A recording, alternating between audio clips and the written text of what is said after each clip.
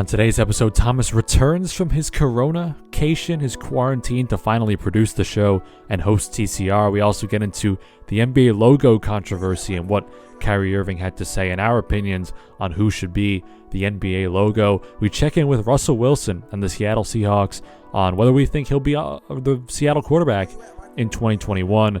And we close out the show with a very special edition of TCR. All that and more right now. Before we get started, we wanted to let you know that the Bonafide Scrubs podcast is sponsored by ExpressVPN. Okay, so Noah and I live on the East Coast, and that can make it harder for us to watch some of our favorite out-of-market teams.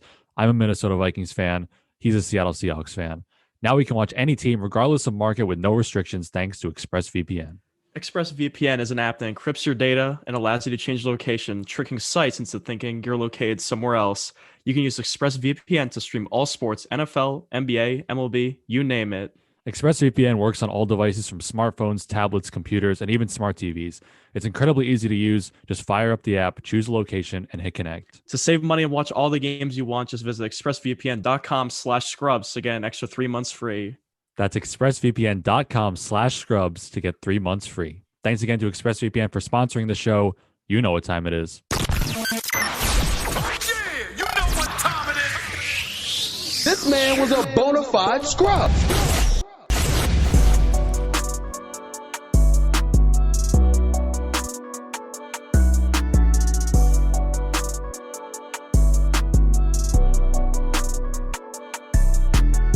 Got the pod going up on a Tuesday. Welcome back to the Bonafide Scrubs. It is Tuesday, March 2nd, if you can believe that. Of course, February is a short month, but here we are already in March. Will Swanky, Noah Levine, as usual. And we are joined finally by the quarantine kid himself, producer Thomas. He is back finally to put the show all together. The three of us finally back. Thomas, just welcome back to the show. You got rid of Corona. You're out. So congratulations. And we're glad to have you back. Thank you. I didn't let it dominate me, as Donald said one time. So I didn't allow it to dominate me. But if you can't tell, I still have minimal nasal things going on. But other than that, it wasn't too bad. We'll get more into it in TCR. But I'm really happy to be back and just in society as a functioning human being. How was the quarantine?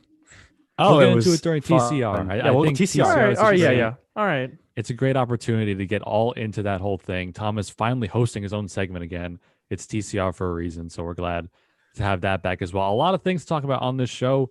We'll get back into some Russell Wilson drama. Some more updated information came out about him. Of course, Noah, his favorite quarterback and favorite team is the Seahawks and Russell Wilson, so always a lot to talk about there. The Knicks, they're on a roll. They're on a 3-game win streak right now. That certainly will be exciting things for us to get into, but we're going to lead off the show today with some NBA logo discussion. And the NBA logo, it's been a kind of a hot topic over the last couple of years.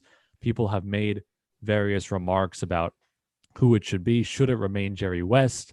All the things surrounding that. And most recently, it has been Kyrie Irving. Who else, guys, would speak out about something like this other than Kyrie Irving? He says the NBA logo should be changed to Kobe. And definitely a lot to unpack here, but I guess I will just start off by saying that, in my opinion, I don't think the NBA logo should be a recognizable player at all. I think technically Jerry West, even though we all know him as the logo, technically it isn't even supposed to be him. The only reason we know that it's him is because the guy who designed the logo stated that he based it off of a photo that he saw of Jerry West. So technically, the NBA logo, it's supposed to be arbitrary. It's not supposed to be this branded thing that when you look at it, you know exactly who it is. I think that sort of adds to what makes it an effective logo, is that it just sort of encompasses all the NBA players, and it's not necessarily this obvious thing that where you look at it, you know exactly who it is every single time. So in my opinion, I don't think the NBA logo should ever be changed to something where you instantly look at it and you're like, oh yeah, that's Kobe Bryant, that's Michael Jordan. I think the Jordan logo, as iconic as it is, it's a brand. You know, people see it and they know it as a brand. They think about the guy, they think about the sneakers, they think about all that. I think when it comes to the logo for the NBA, It needs to be something more arbitrary and something that isn't necessarily as recognizable as something like a brand. And I think that's what you would be doing. Effectively, you would be branding the NBA as Kobe Bryant, as LeBron James, as anybody who you would change it to. So I think the NBA logo is great as it is. I love to hear what you guys think, but I think Kyrie, he kind of just knows this is going to be a headline, but I really don't think the NBA would change it to Kobe. I just don't think they should do that. No, they shouldn't. Kyrie's talking out of his butt, like as always, as he likes to do. And Kobe, he's a historic player. He did play in the late 90s and obviously the 2000s. It's a tragic death, of course.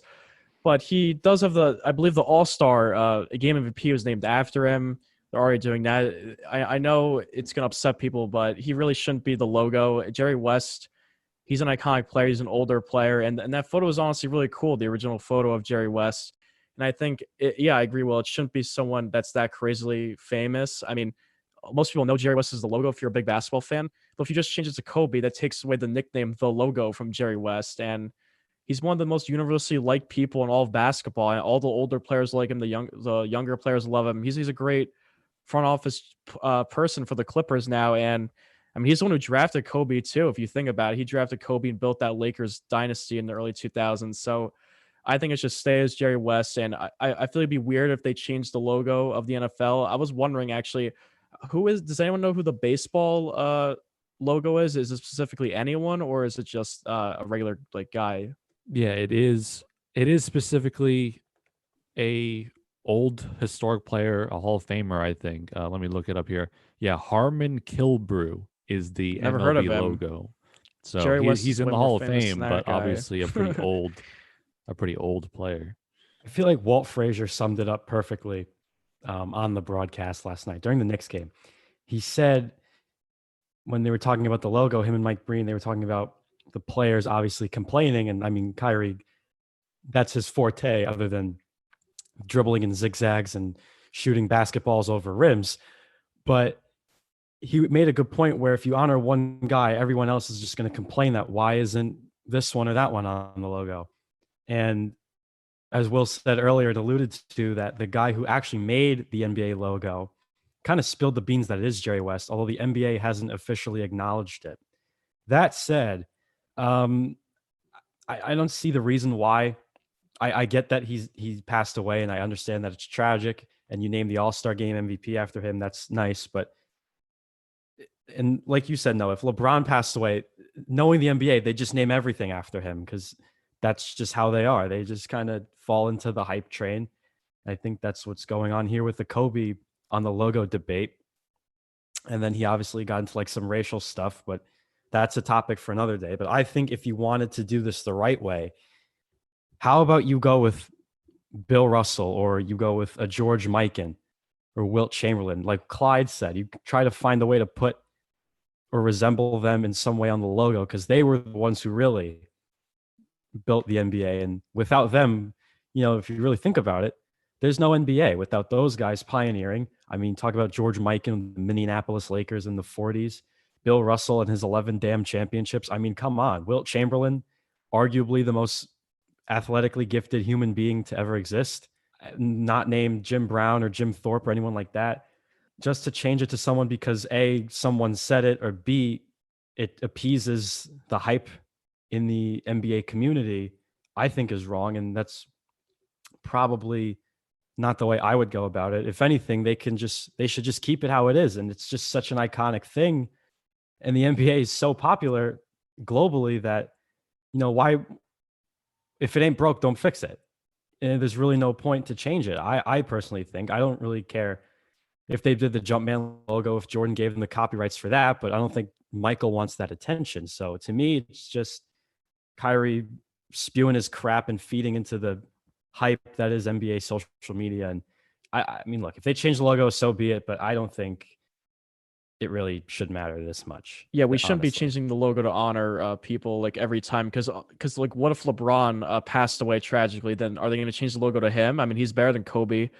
Nobody really says Kobe's the GOAT besides crazy Kobe fans, but Jordan has his own amazing logo, and it shouldn't be.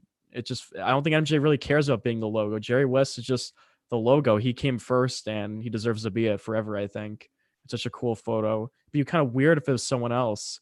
Yeah, and I think you could put Jerry West into that conversation of players that built the league and were there at the beginning and sort of made the NBA as popular and grew the game as much as they did. I mean, I think Bill Russell probably did it more. I think Will Chamberlain probably did it more, but Jerry West is definitely in that group and in that same era.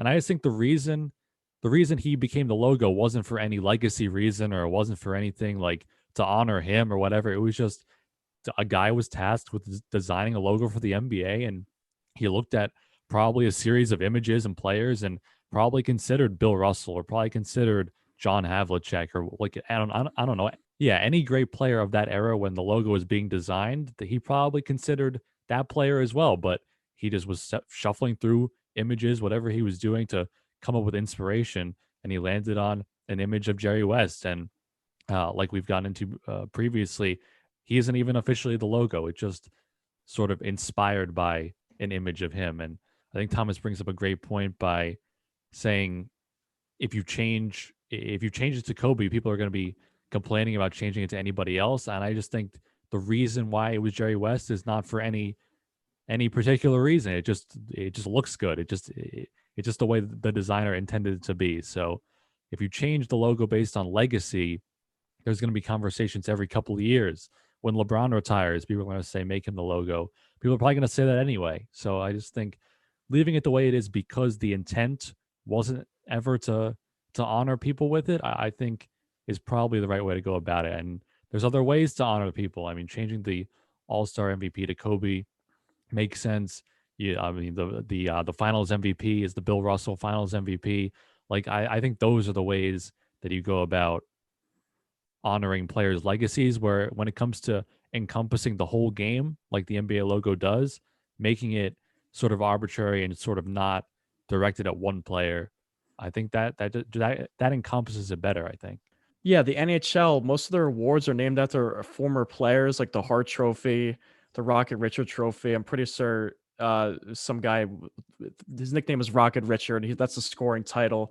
So that's how the NBA should go about it. I mean, Bill Russell, as you said, well, the Finals MVP award, the MVP award regularly in the NBA isn't named after anyone, but everything kind of has a name. They honor Kobe right with the All-Star game, and yeah, Jerry West. Looking at this photo, I mean, it's a really iconic photo, and it's pretty cool. So I think it should stay, and it's a good design. And it'd be kind of weird, honestly, look at the NBA logo and thinking of that it's Kobe now. It'd be kind of weird change for a hardcore NBA fan myself. You should also read the full quote that Kyrie put about it, and he had to bring up race. And we don't promote on this show any derogatory stuff towards other races or anything like that, but there was no need this is just me, there was really no need to bring the race thing up.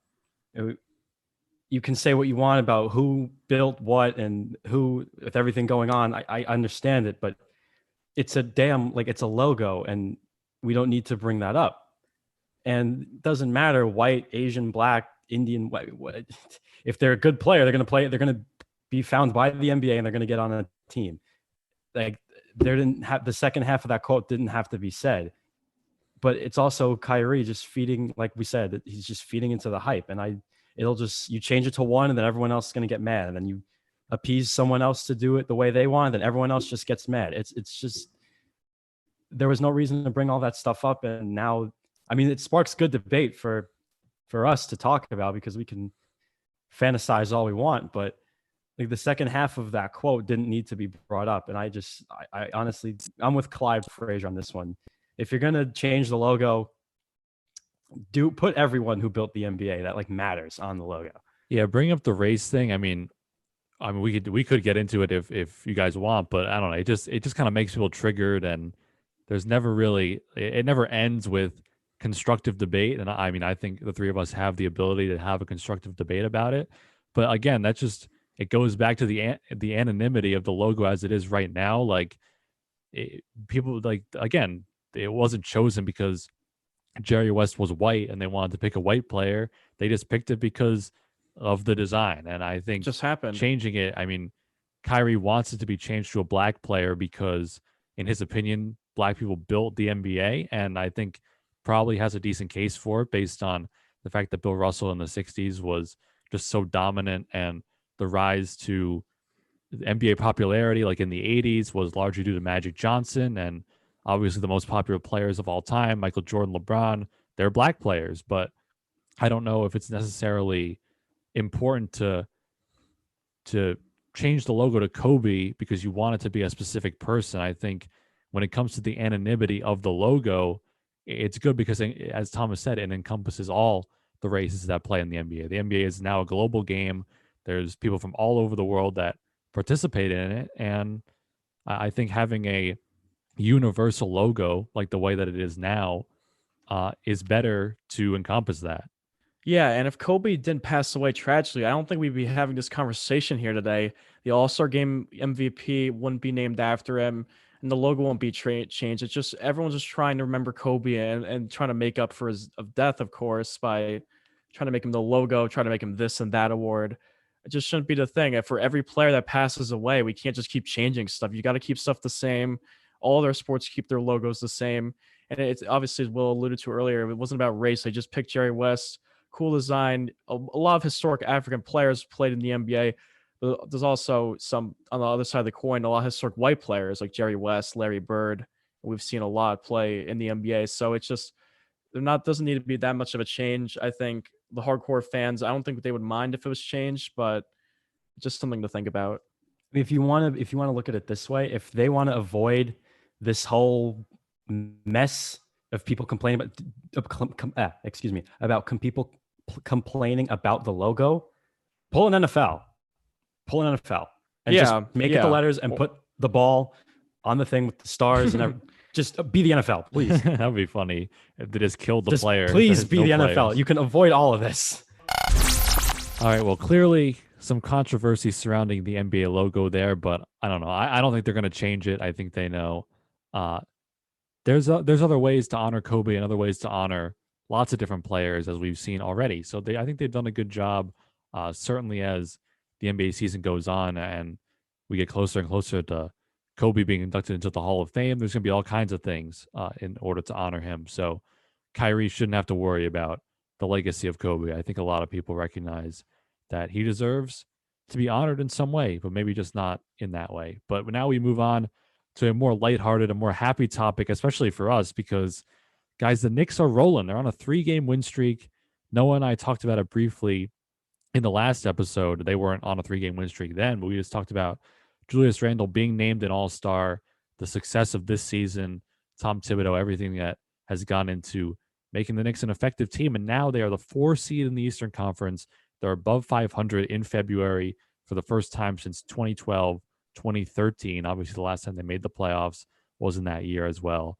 And as we approach the All-Star break, we're going to have a lot to talk about next week, as there's going to be no NBA. We can sort of catch up a midseason award, if you will. We'll do a bunch of different lists and everything. But as we head towards the All-Star break, the Knicks, they're on a win streak right now. They have a chance to go on a 5-game win streak to close out the first half of the season if they beat the Spurs on tonight, and if they beat the Pistons, who they whacked recently, on Thursday. So that would result in a 5-game win streak.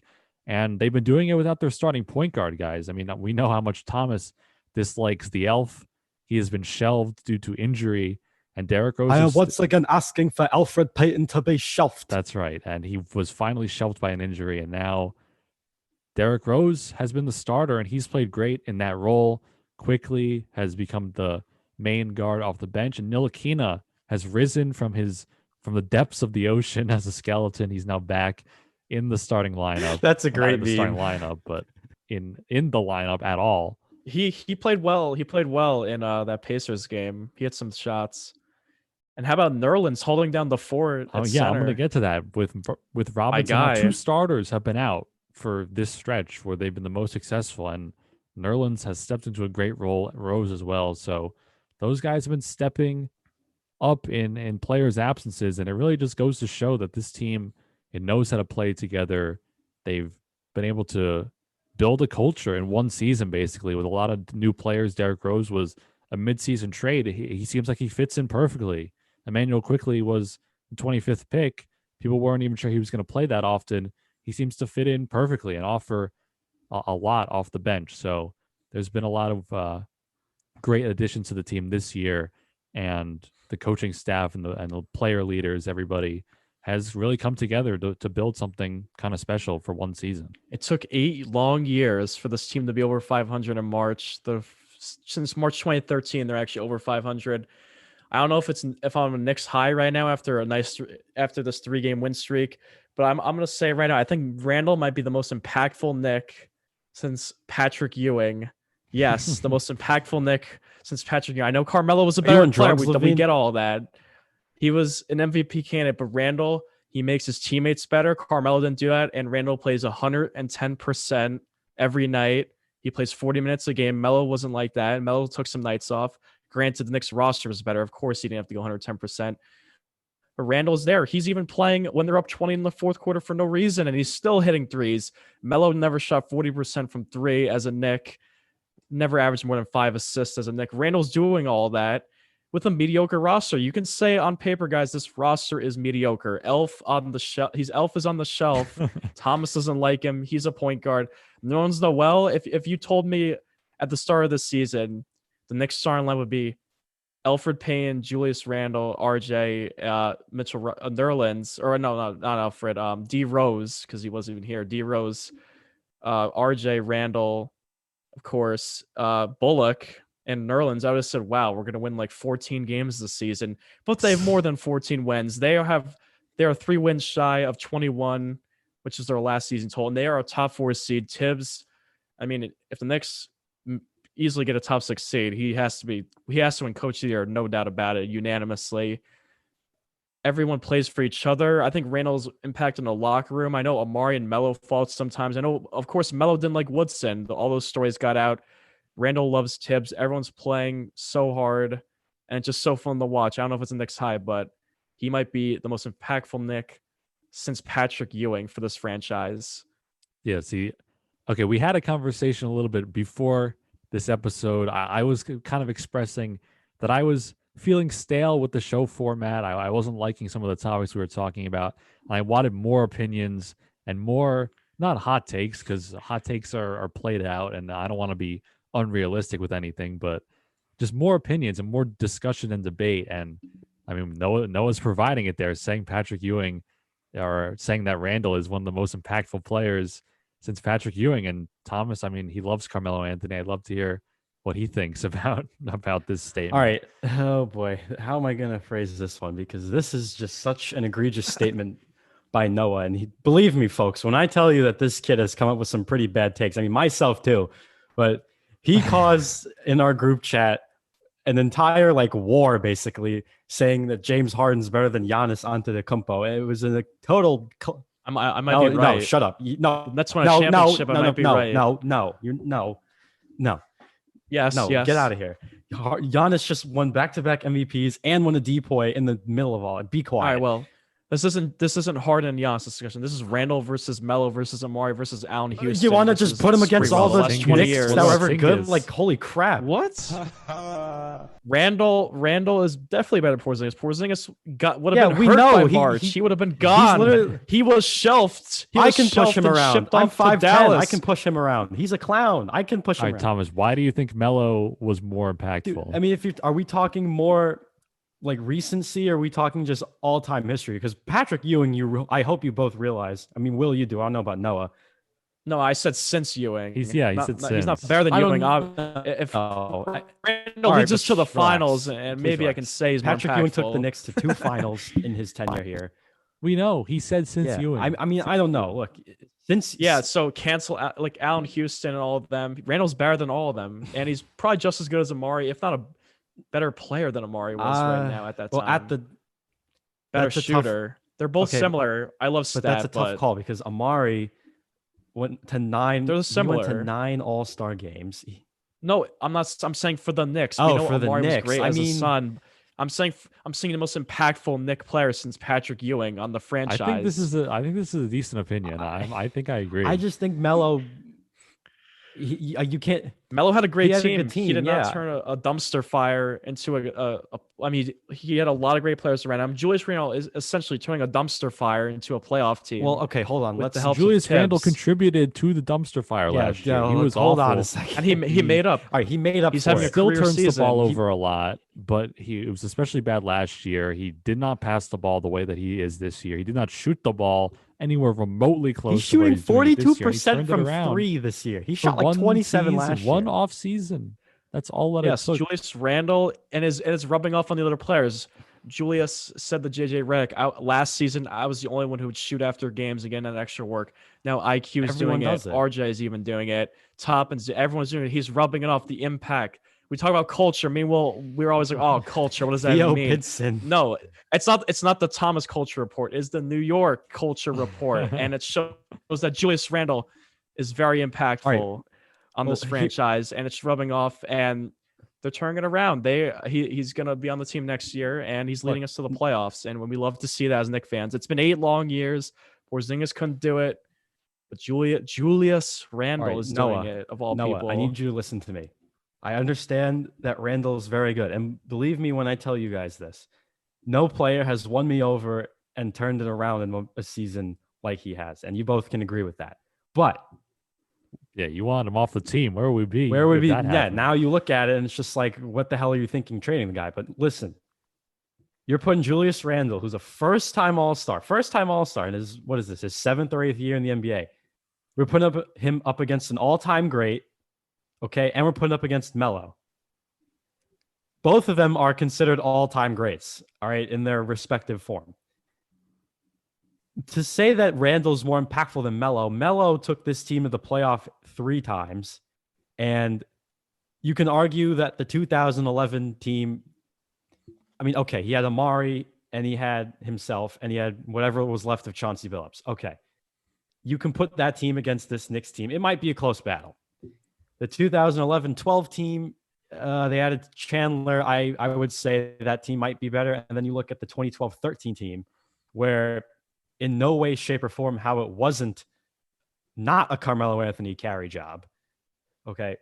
And I think that this Knicks team would probably lose to that team because they were just, of course. They're less talented. So that's not to discredit Randle. He's done a phenomenal job. And there's no doubt. I think this roster is, as constructed right now, is not bad. But to say that he would have the same impact as Melo or Ewing, I think that's a bit of a reach. And I am a Melo fan. I really do think Carmelo Anthony was a very impactful player. I just think his biggest problem was A, his ego, and B, never having a good point guard. Yes, the ego is a big problem, especially in the big New York City. If you're going to sit up here and tell me that Julius Randle is more impactful than Melo and that he's drawing it to Ewing, I think that's foolish because you look at the two, you put his resume, it's 1 season, and Pat Ewing has 10 plus years of success with this team. Melo's had 3 years of success with the Knicks, let alone for the majority of his career. So to say that he's more impactful than Melo and is as impactful as Ewing, I think is a stretch. Because you have to remember, Randle hasn't taken this team to playoffs. Not yet anyway. Hopefully he does. To say that he can take them farther than the first round, I don't think that's a little much to say at this moment. I understand the enthusiasm and I get where you're coming from, but to say that he's a more impactful player than Melo and he's rivaling Pat Ewing, that I can't roll with that. I'm sorry. I just can't roll with that.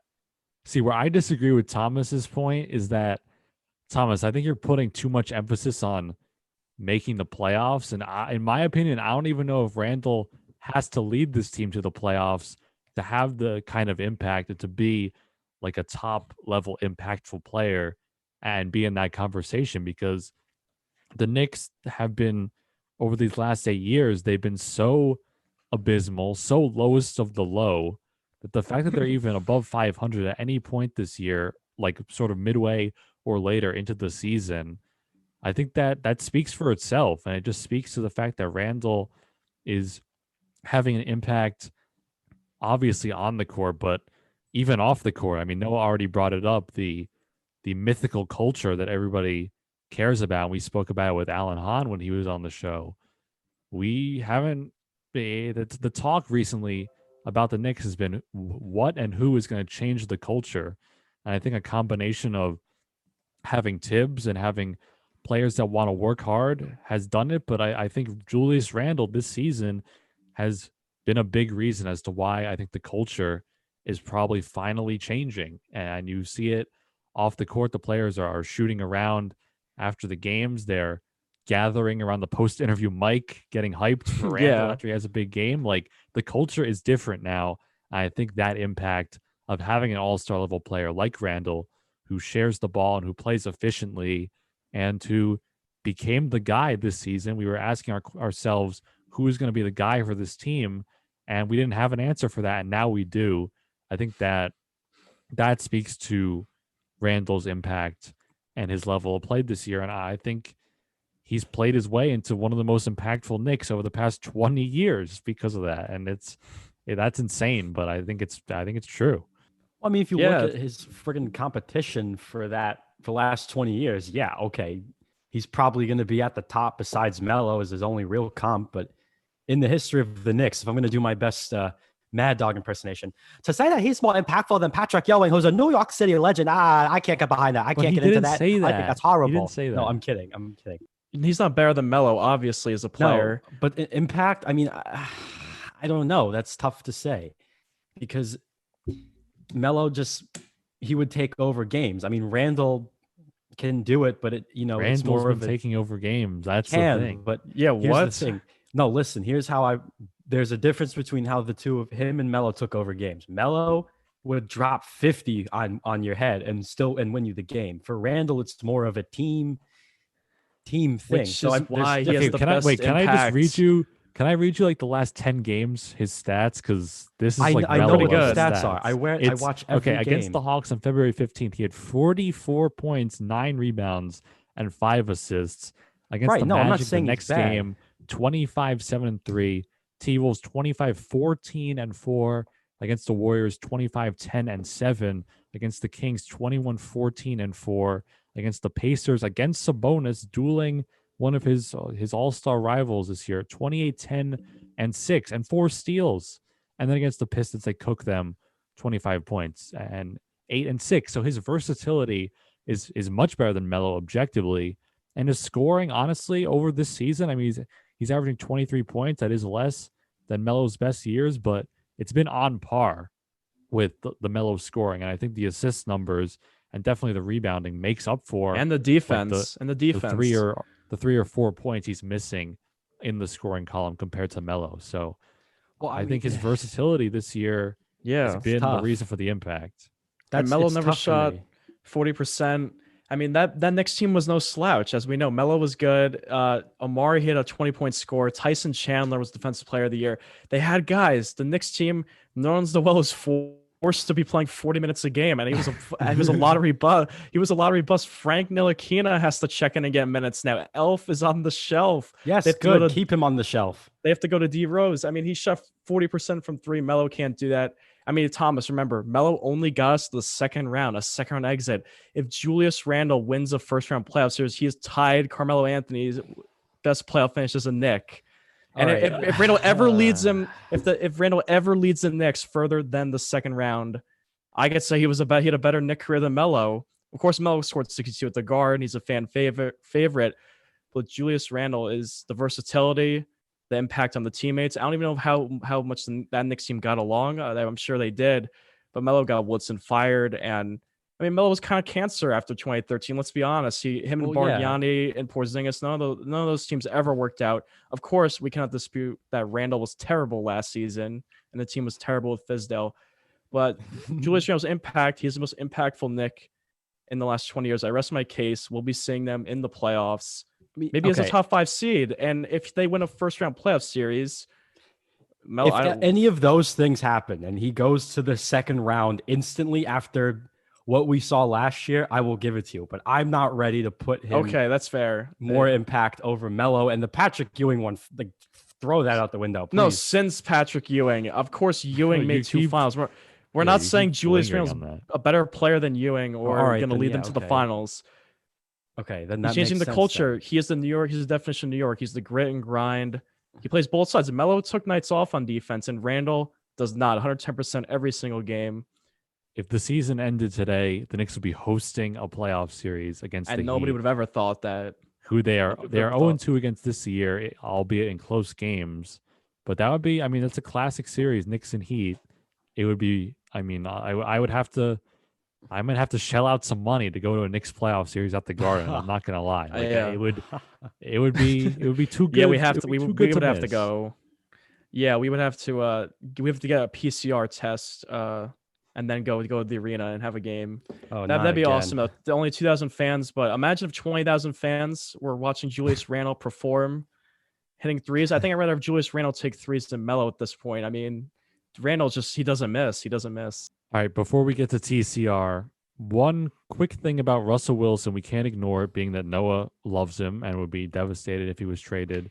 He did come out and say that he would be happily traded to the Bears if Seattle would do it. And to me, this is alarming. I know people are saying that he hasn't demanded or requested a trade, but to me, in my opinion, he clearly wants out. And the only thing holding him back from this is the Seahawks. The Seahawks, I mean, they have a top 5 quarterback, a Hall of Famer.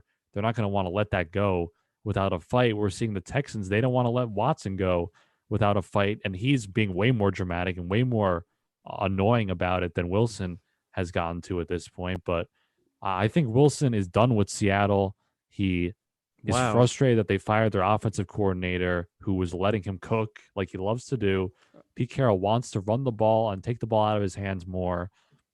And I just think, I mean, look, he's already won a Super Bowl with this team. I mean, we forget it was so long ago, but Should be 2. He's already accomplished the ultimate thing you can accomplish with his franchise that he's been with. And he probably just wants a change because he doesn't really see it getting any better from one year to the next. And the definition of insanity is doing the same thing over and over again. And he feels like just running it back for another year probably is another year of his prime wasted. So I think that he's done with Seattle. I don't know if he gets traded because the Seahawks, I think they are going to do everything in their power to keep him around and to maintain, I mean, their status as a good team, because without him, they're clearly going to get worse. But to me, if it was up to Russell Wilson only, he would be gone from the Seahawks at this point. And we'll see if he's able to convince them to let him go, because I think he's done. I don't think he wants to run it back. And I think he's frustrated with them not wanting to give him the ball. He knows that he's talented and he wants to cook, and Pete Carroll doesn't want him to. The Bears do have worse running backs and worse receivers than the Seahawks. Allen Robinson's on the move. I don't think he cares about the running backs. He doesn't want the running backs to do anything. I know, but who's he going to throw the ball to? Do you think Well, do you think he's on a would. do you think he's on a different team to start the 2021 season? Well, I think he would convince Allen Robinson to re-sign, or they would sign somebody. Oh, they would sign okay. Galladay. I don't know. Like, But then they would again, get some you got, weapon. the cap is tough because it's $35 million a season. And essentially, he's going to a worse offense. So I don't. He is getting an upgrade on the defensive side of the ball, but who knows? Maybe Khalil Mack would have to be dealt, or some of their elite defensive guys for a trade for Wilson. If you deal Khalil Mack, then I mean, what's the point? Then what's the point? Yeah, I agree know with exactly. That's yeah. stupid. No. If anything, go to the Giants. Like, go to the Giants. You're just gonna win 6 games on the Giants. That's the problem with their team. Their team's not good enough. The Bears have a better roster than the Giants as of now. I don't know. No, I think the Giants are a little farther Bears were a along than playoff you team. think. They were 9-7 with Trubisky at QB. Heck, like the Giants were 6-10. We're not. Yeah, they're the not even Giants the best. are clearly worse than the Bears roster. But Washington just and to go back, and yeah, let's go back to Noah's question about, do I think he'll be on a different team in 2021? I don't know. It would be ridiculous to believe that he would just instantly be gone. But I see, in my opinion, one side has made their decision. I think Wilson saying he happily would accept a trade to the Bears means that he would happily accept a trade. He does not care about staying with Seattle if he has the option to go somewhere else. Again, I think the Seahawks are going to do everything they can to be like, look, we will let you cook. We will do everything we can to give you a better O-line, et cetera, et cetera. But I think if it was up to one side, and that side being Wilson, I think he's ready to leave. And two sides have to agree to get him on a different team. But I think as the offseason progresses, I think it's possible that these rumors get worse rather than getting better. I think that is a possibility.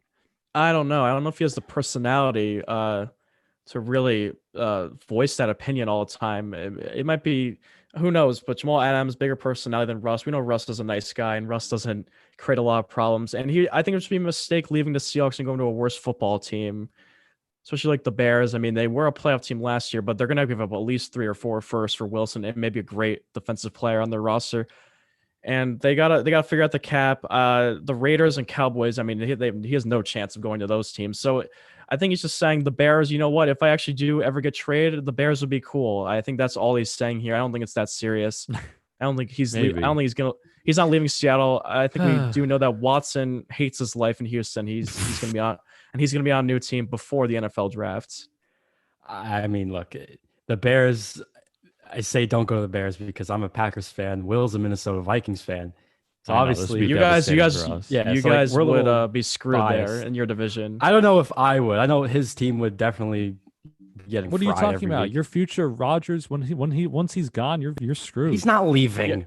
He's not leaving. No, he will retire though. Soon. Oh yeah, true. So what if? Yeah, you could have Jordan Love, and then the Bears have Russell Wilson. Like, you're not beating them with Jordan Love. Yeah, but I think the Packers they always dunk on the Bears as of recently. I mean, 2018 is the. They're not going to dunk on them anymore if they get Wilson. I mean, but that's just me being a terrified Packers fan. But go to the Giants if anything.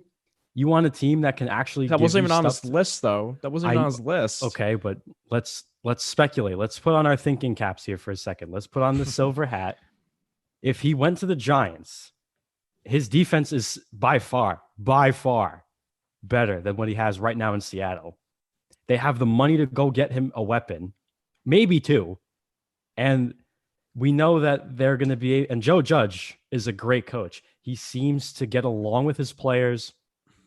You know, look at what he had to work with this year on the offensive side of the football. Somehow they still won games, and they surprised the hell out of a lot of people in that division. I feel like if Russ goes there, not only could he elevate the Giants' play, but he could run that division with that team.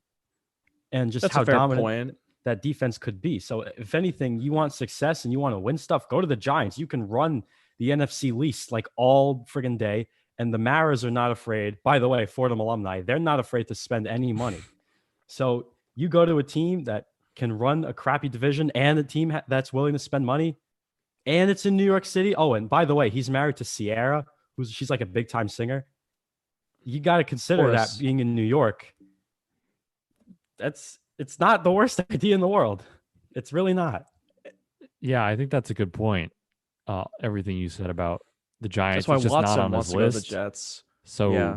I mean, does he care about them? I don't know. I don't know why he wouldn't consider going to them, especially since he named teams that can't trade for him, like the Saints. I mean, they have no money, so I don't really understand that. Maybe that adds to Noah's point that he's not that serious, but I think considering the Giants is a good idea. I would prefer that certainly than an NFC North team.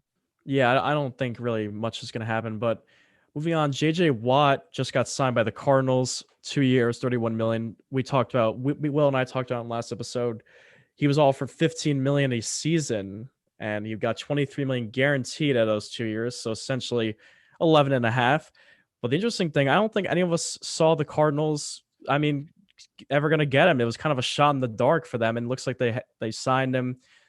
They are a very young team with Kyler Murray, Hopkins. I know Chandler Jones, he's not very young, but he's a great defensive lineman on the other side, and Watt definitely help out there.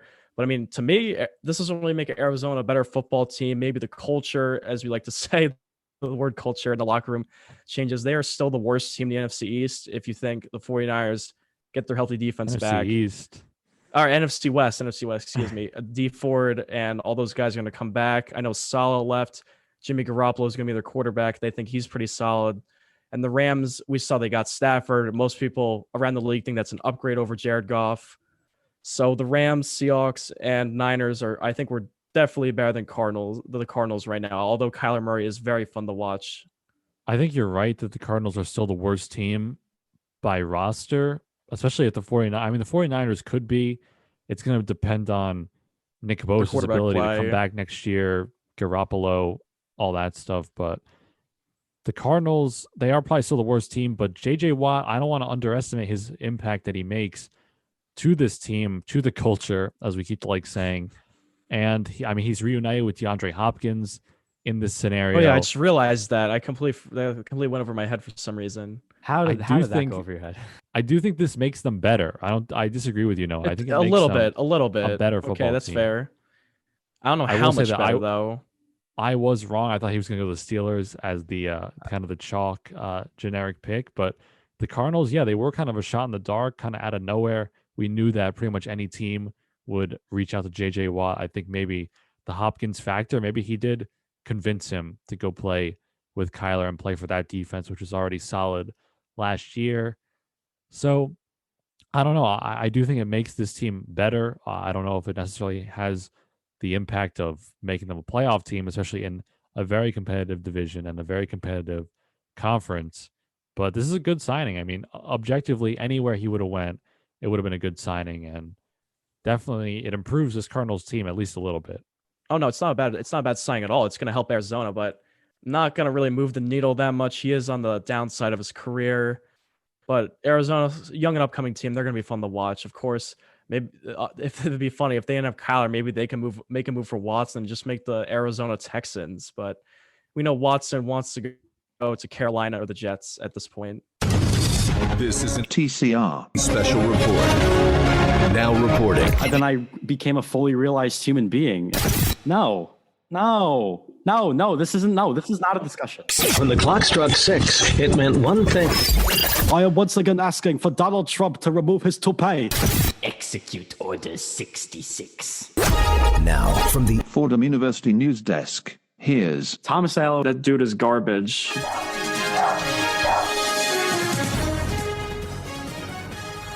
Oh, how great it feels to be back. TCR.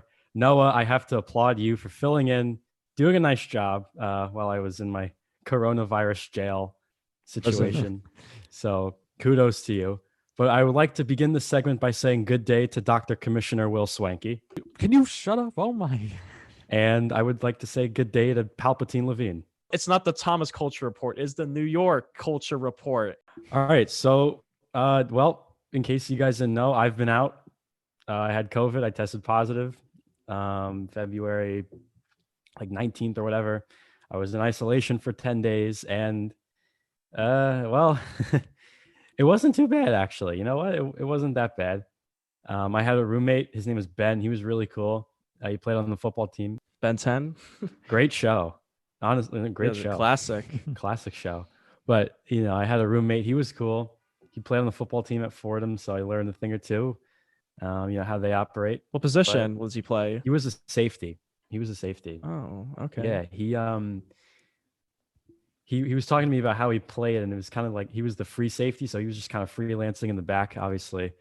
But it wasn't that bad. I had the meals delivered to me, and if you know anything about Fordham food, I mean, it's kind of described as cat food here. But yikes. Yeah, but we last night was my last day, so we ordered from a pizza place, and we had a friend who lived in that building deliver it to us, and it was so good. New York pizzas, it just hits different. I mean, I couldn't. You guys know, because you've come to visit me at Fordham. We went to a good pizza place. Yeah, that was a pretty good pizza place in Arthur Ave. What happened in the beginning of the process? So, did you feel sick and get a test, or it was just a random test? You're on campus at Fordham. What was it like at the very beginning? Yeah, so it was actually a buddy of mine who I know that he went out, and then he was really sick when he came back, and then it just kind of spread like that. But I went probably about a week through without any symptoms, and then one day I was at the gym with my buddy, and I had a really low energy level that day, and I had coffee that morning. I'm just like, something's just not right. But I mean, I still went to the gym, and then I woke up the next day, and I'm just like, I felt so bad. I had a headache. I was tired, and I had like 2 cups of coffee, and I'm like, this is just not working. So I take my temperature. It was at 98 point something, And I'm like, all right, well, it could just be a headache. 98.7. 98.7 Light FM. Or that's ESPN radio. Oops. And I'm just like, okay, 98.7. It's the Michael K show, whatever. So I'm like, okay, I took a Tylenol. I took 2 Tylenol to sort of alleviate the pain. And then I took my temperature an hour later, 99.4. So I'm like, oh boy, this isn't good. And then it peaked an hour after that at 100.7. So I'm like, yeah, this isn't okay. And I actually had a staff meeting that day for WFUV, and I asked the question, and my friends texted me after I asked my question. They said, dude, you sound awful. And I'm like, oh boy, this isn't good. So I was 95% sure I was sick. And Fordham here, they have like a testing site, and you have to go by a certain date. The date was February 26th. You have to get tested by.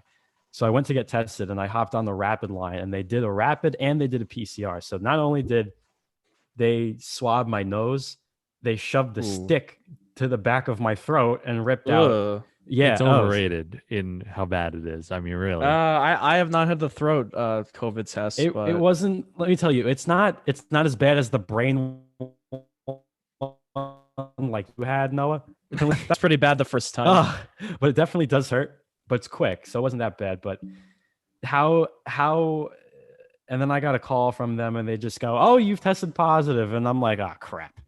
So for like the next hour, I'm like on the phone, I'm texting you guys, I'm calling my friends and family, I'm calling other people, and I'm trying to pack my bag, trying to get what I need. And I went to a different dorm for 10 days, sat in isolation, and I mean, you know what? It honestly wasn't that bad. So you just weren't allowed to leave the room all day, basically? Is that what you, yeah. I was confined to the room, pretty much. Did it feel like jail? For 10 days, I mean, not being able to go outside. That is jail, so it is. I guess it was like it. I wouldn't say it felt like jail because I had my computer, I had my phone. I mean, yeah, it felt weird being kind of out of the loop of society, but I wouldn't say it was like jail. Did you watch a lot of movies? No, I actually did with your free time. What you did with your free time? All right, calm down. So it was mostly. I'm calm. Okay. It was mostly homework, class, whenever that was going on. And then you guys asked me to produce the last show. So I'm like, all right, whatever, I'll just do it. But, I mean, I felt better by like the 5th day. I really had no symptoms the whole time other than a nose. And I had the general grievous cough. We need that. We need that as a drop. Yeah, that's a drop. But I mean, other than that, it wasn't too bad. You find ways to just kind of be waste time. Yeah, that's really what it comes down to, is how well can you waste time? And I'm actually pretty good at that. Yeah, 10 days, that's not that bad. I remember at the beginning of Corona, like from March 28th or whatever to May 1st, 2020, I didn't go outside for like a month. I spent the whole month of April not going outside. And I guess I did that. I mean, I thought we played. I thought we hung out one day and played baseball or something. That must have been later. That was the day before. I swear we went outside in April. I know we went. We got some Chick-fil-A a few times. Yeah, I'm pretty sure we did. I think outside for a month. No, I think you did, because I don't know, the last couple of weeks of March, I know nobody did. Pretty much nothing was open either. I don't think the 3 of us met up until like the end of April. That's when we went. That's when we went to Ramapo. Remember, we walked around that day. Okay, yeah, that's where we looked like idiots eating McDonald's in a Ramapo reservation. Hey, it was worth it. Picnic table, yeah. Yeah, but you know what? I mean, the 10-day, it wasn't that bad, honestly. I mean, if you are sick, 10-day DL. Honestly, if you are sick though, like you should definitely get a checkup or something. Go to City MD, whatever, get a test. It's obviously not something to play around with, but honestly, for the most part, I mean, having a roommate at first, I was very mad because I'm just like, why are you putting me with someone? But then I realized, like, oh, like he probably tested positive. Was he cool? So. Did you? Yeah, no, he was. Did you get really to know him well over the 10 days? Like, how were the interactions? I'm curious. No, it was good. We were social, and I mean, him and I obviously we had work to do. He was a senior. I'm a not freshman. I'm a sophomore right now. You're a freshman.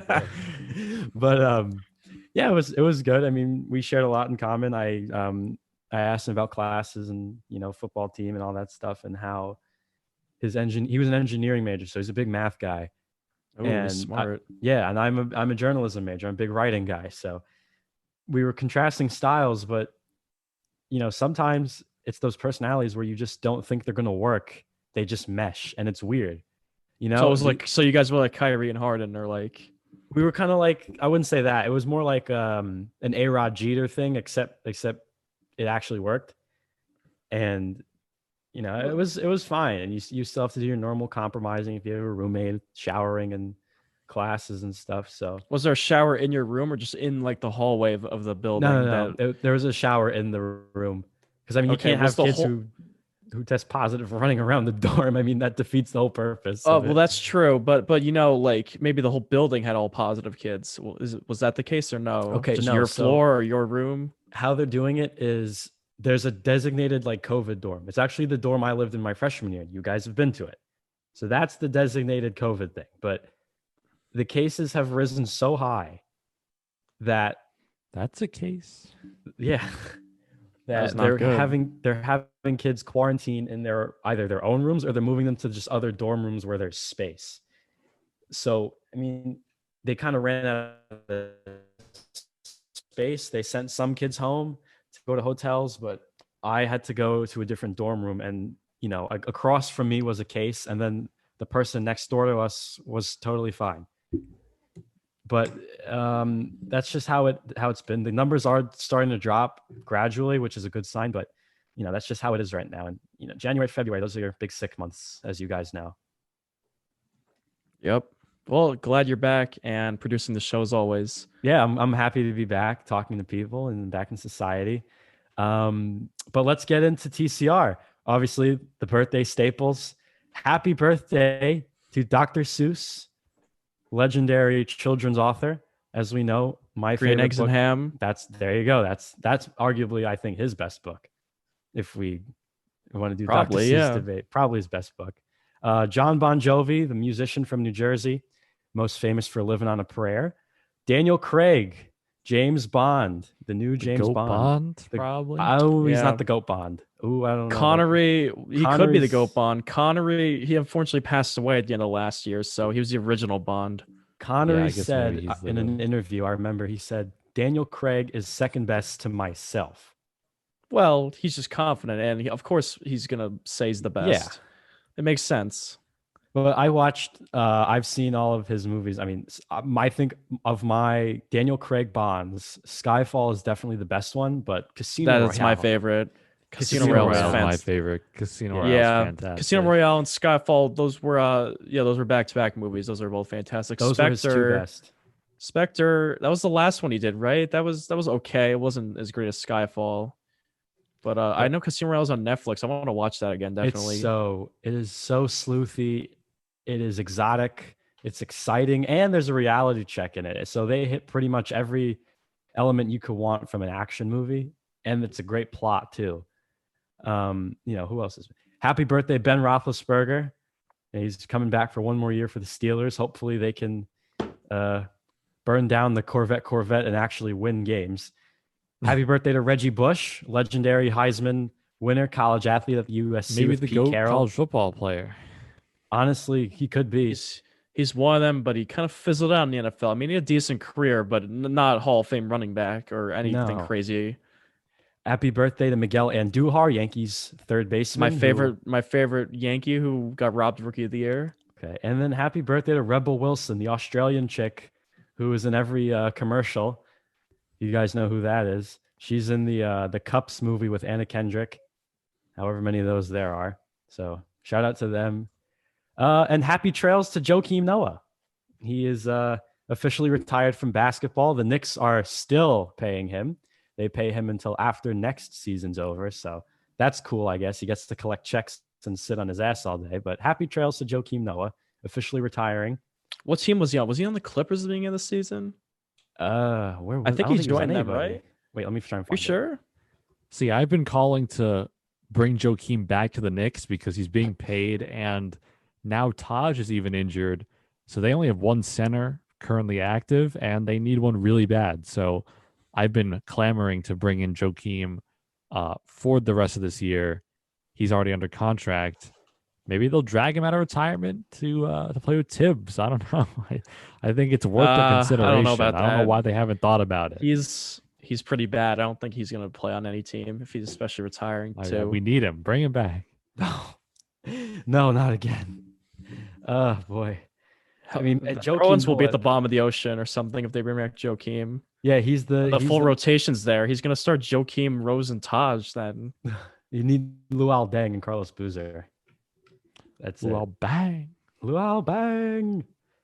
And I think our last piece of news today, Nolan Arenado actually got a standing ovation at his first spring training at bat for the St. Louis Cardinals. They're a big fan base. It makes sense. Do. I mean, but their fans travel too. Is this the best hitter they've had since Pujols? I mean, probably. There's a good chance that it is. Yeah, definitely. Him or Goldschmidt. Yeah. Goldschmidt, he's a good one. Ozuna was a great hitter for them, but he didn't play there that long. They've always been a good franchise. They always find ways to have great teams. I mean, they've been they solid team the last 20 years, right? Yeah, they've always been a good team. Yeah. Yes, I probably win the Central this year. Yeah, that was cool. Oh, no doubt. I think they'll run away with that division. I mean, who else is there? The Cubs are pretty much unloading. The Brewers aren't that much better. I mean, they signed Colton Wong, but that's how much is that going to do for you? Yeah, Yelich is really being done dirty by the Brewers organization. They can't get him. They can't get that too many pitchers. No, they have a couple. I mean, Corbin Burns isn't bad. Devin Williams won Rookie of the Year. I mean, they got arms, and we'll see. So that's going to do it for TCR, and that's going to do it for the Bonafide Scrubs for today's episode. Make sure, you guys leave a like and a rating on Apple Podcasts. Follow us on Instagram at the Bonafide Scrubs and on Twitter at Bonafide. What is it? Bonafide Scrubs? The Bonafide Scrubs. Yep. Oh, the Bonafide Scrubs. And we'll catch you guys for the next edition of the episode. And I have returned from the dead. NCR might be better, but thank you.